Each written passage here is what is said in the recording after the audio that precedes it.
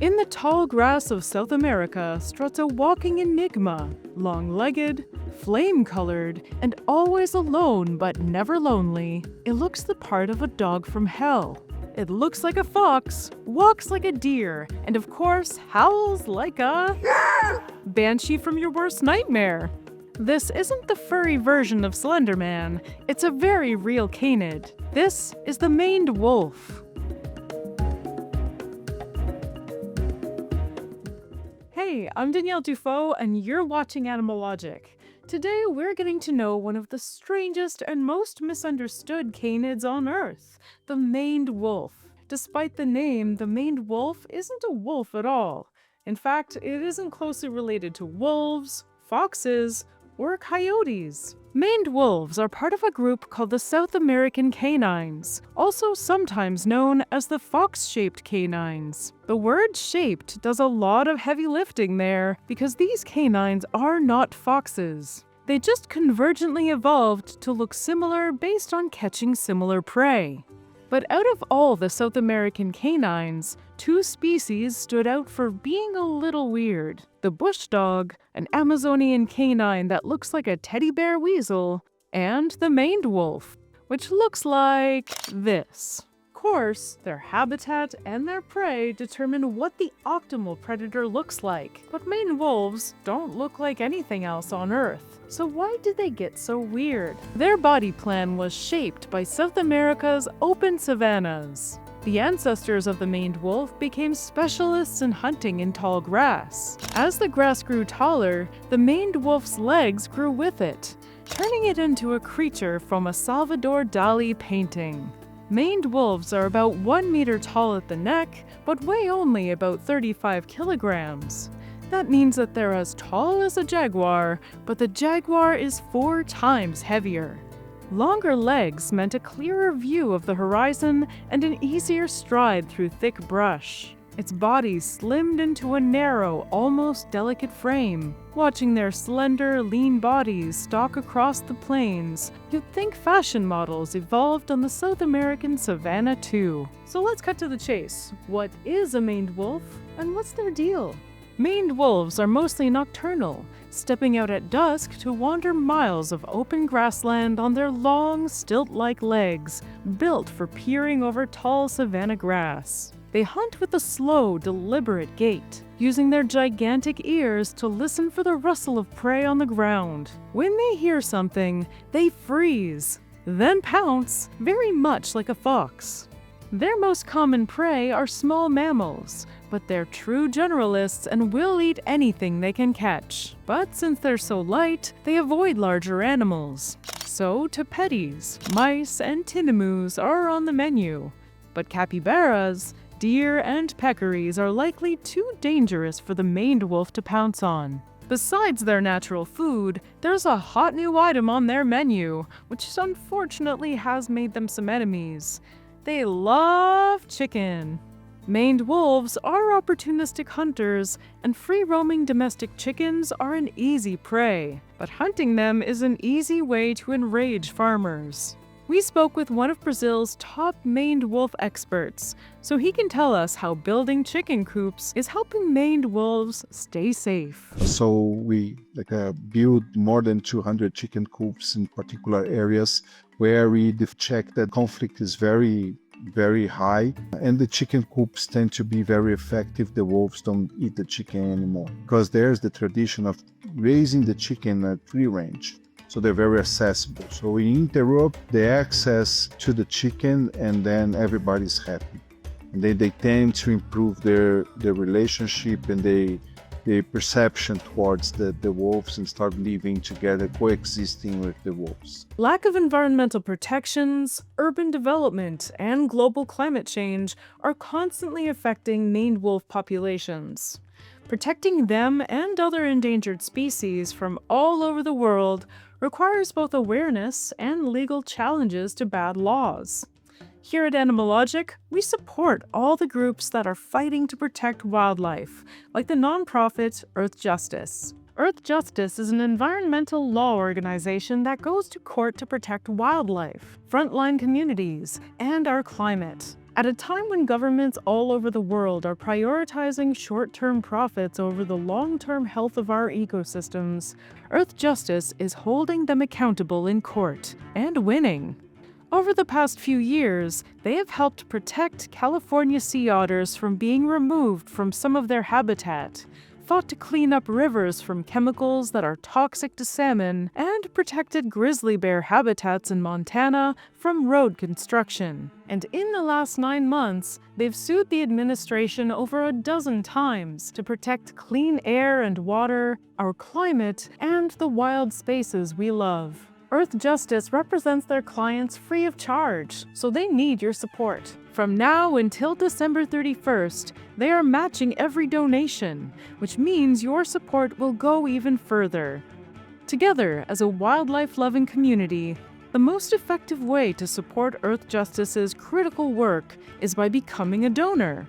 What they raise right now will help determine how many attorneys they can hire, how many lawsuits they can file, and how many protections they can defend in the critical months ahead.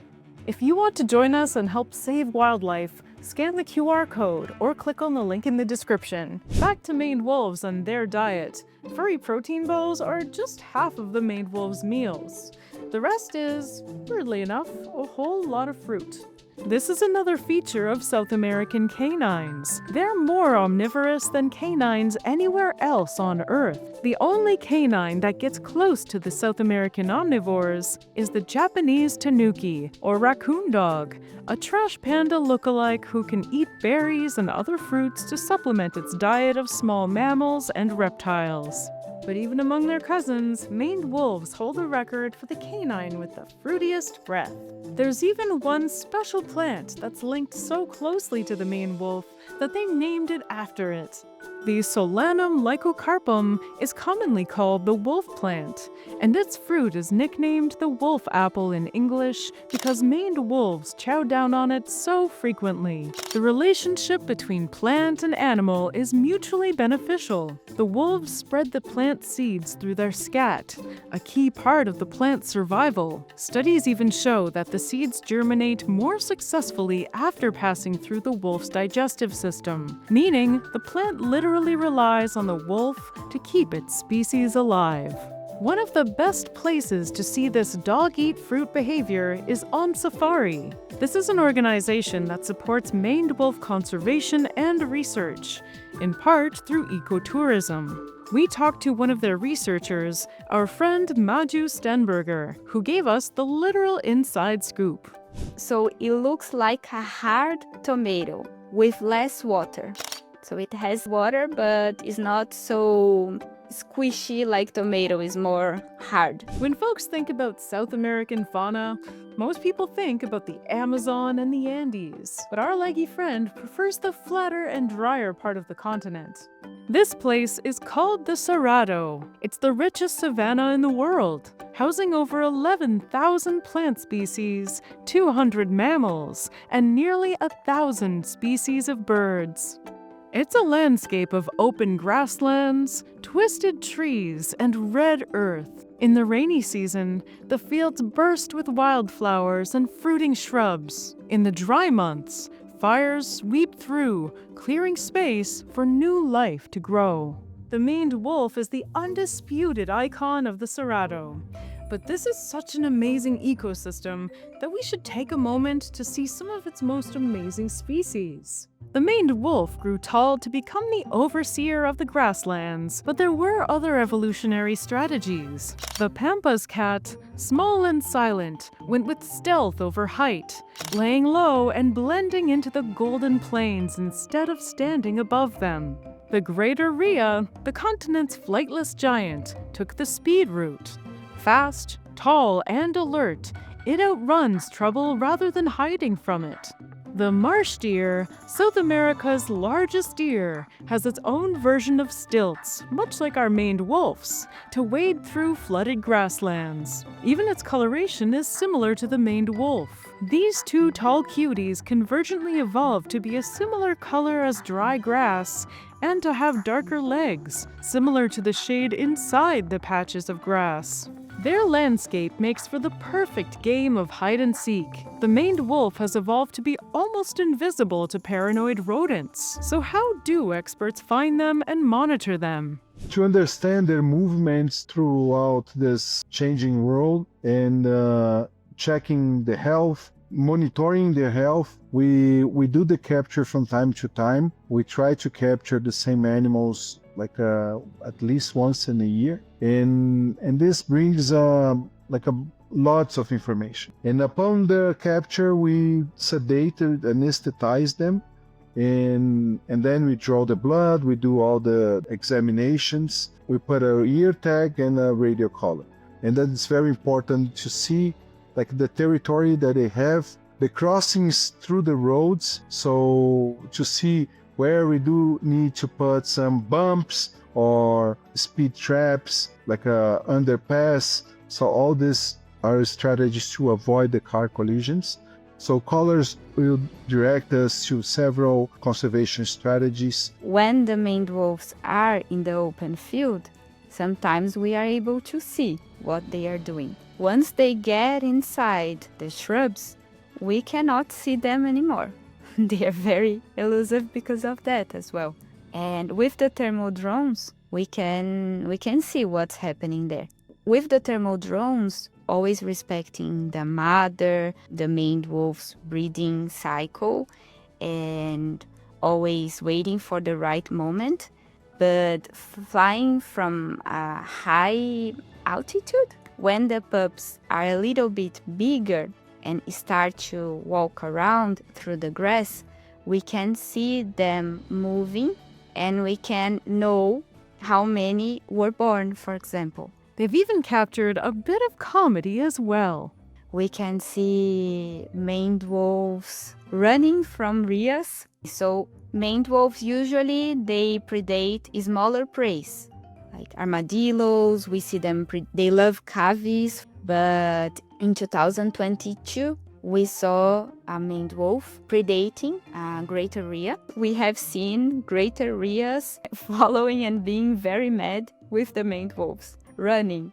You'd think that an animal with a name like the maned wolf would be a ferocious fighter, like it was the lion among wolves. But this canid is not only a fruit lover, but also a tree hugger. They rarely fight, even with other maned wolves. If they feel threatened, they usually freeze, retreat, or at most, raise the dark mane along their neck to look bigger and make their attacker retreat. Kind of like saying, hey man, chill out. I don't want to mess up my beautiful mane by beating you up, but it's all a bluff. Those ears are a reminder that they're more of a listener than a biter. And they're built for the peaceful life of a hermit rather than the never-ending group politics of other canids. This hippie vibe extends to their romantic life. They practice facultative monogamy, which means that they find a mate, they form long-term partnerships, without spending much time together. Mated pairs share overlapping territories, but they keep in touch mostly through scent marks and those eerie roar barks rather than face-to-face meetups. And just like a radio tower, the higher your signal is, the farther it travels. In the maned wolf's case, their towers are insect homes. I think another very interesting behavior is how they use termite mounds as a toilet. It's impressive how with those long and that huge body, they climb on top of termites, not small termites, big mounds. They climb on top of it and there they leave their marks, strong smell marks, to tell all the other maned wolves that they are the owners of this territory. They search for these places, higher places, to poop or to pee, so the smell will travel longer distances. And the other wolves from the surrounding territories will know that these territories belongs to a specific maned wolf couple. It's a toilet with a view, and what they lose in privacy, they gain in reach. They come together in their brief breeding window about once a year. They don't dig a den, they build like a nest on the grass. After the pups are born, childcare is shared. The female nurses and shelters the kids, and the male brings her food and protects the territory. They're trad wolves co-parenting adorable little puppies. Aw, they're all ears. They are born in the beginning and the middle of the dry season, when it's very, very dry. There is a lack of water, a lack of food. And that's when the mother stays with the hard work, nursing them. And when the pups, they are a little bit bigger, they start to explore the surrounding areas. It's the time that the rain starts. And it's beautiful to see that, because the pups, they start to eat different fruits that are only available in the rainy season. And there is more water available to them, other prey is available as well. And it's beautiful to see this change in their behavior related to the seasons living here. Honestly, sounds like a pretty good deal for a solitary hunter, but that same independence that defines maned wolves also leaves them exposed. The maned wolf once thrived across wide ranges of South America's grasslands, but today they're being pushed out of huge parts of their historical habitat. With habitats shrinking and dividing, finding a partner is getting harder. Most of the landscape they call home is being carved up by farms, highways, and urban centers. The isolated groups of maned wolves are often scattered. That's why scientists and conservationists across South America are racing to reconnect the fragmented wild. Saving the maned wolf isn't just about protecting one species. It's about protecting an entire ecosystem. Remember, these wolves are green-thumbed gardeners of the Cerrado. Wherever they walk, new seeds take root. If they vanish, entire food webs begin to unravel. But let's continue focusing on some of the ways conservationists are stepping up to protect them. In North America, there are conservation organizations working with maned wolves and monitoring their genetics to ensure healthy populations in captivity. One of these groups is the Endangered Wolf Center. They do amazing work with all sorts of canids, including being a key part of red wolf and Mexican wolf rewilding projects. It's an amazing and ambitious project, but we'll delve more deeply into it in their own episode. The Endangered Wolf Center does a lot of research around maned wolf genetics and behavior. One of their current projects involves figuring out how to perfect artificial insemination in maned wolves. This is something that one day might help us save maned wolves. But let's hope it doesn't get to that. And the Smithsonian Conservation Biology Institute does work both in genetics and in behavior, specifically in how they communicate through pheromones. They also have been doing fieldwork for decades, which has taught us a lot of what we know about these maned wolves. A lot of what we said in this episode comes from their research, so we just had to shout them out. We can see how resistant they are to diseases, to adversities, to these drastic changes and removal of habitats, and they're very, very resistant. And so this persistence of the wolf to live in areas that they're not supposed to be there from the changes that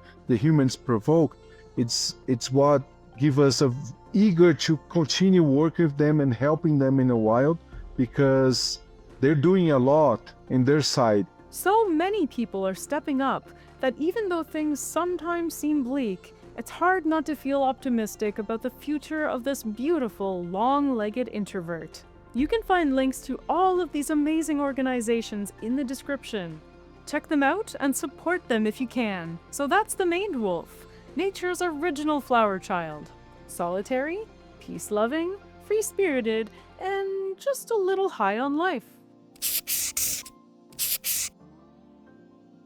So what should we talk about next? Please let me know in the comments, and don't forget to subscribe for new episodes every week. And please check out Earth Justice to help protect animals all over the world.